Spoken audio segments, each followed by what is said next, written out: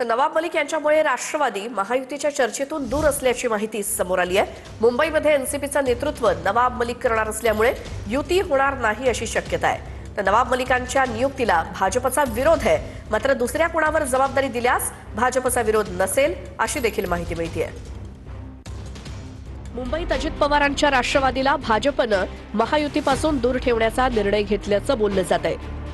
मुंबईत पालिका निवडणुकीसाठी मलिकांकडे जबाबदारी दिल्यामुळे भाजपात नाराजीचा सूर आहे। मलिकांकडे निवडणुकीची जबाबदारी असल्यास भाजप युती करणार नाही असा इशारा भाजपकडनं याआधी देण्यात आला होता।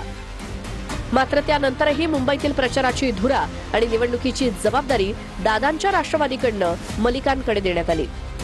यावरून आता मुंबईत मलिकांमुळे भाजप आणि शिंदे शिवसेना महायुतीत दादांच्या राष्ट्रवादीला दूर ठेवणार असल्याची चर्चा आहे।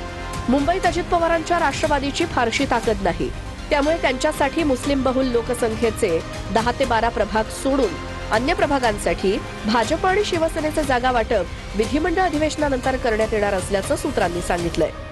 नागपूरचा पॅरेखान जो आहे त्याची बिर्याणी यांना आवडतं, पण मुंबईतला नवाब मलिक आवडत नाही। त्यामुळे हे भाजपचे दाखवायचे दात आणि खायचे दात हे आगळे वेगळे आहे। नवाब मलिकांना इकडे जरी बसायला लावलं असलं तरी सत्ताधारी पक्षाच्या बाजूलाच नवाब मलिकांचा सीट नंबर होता।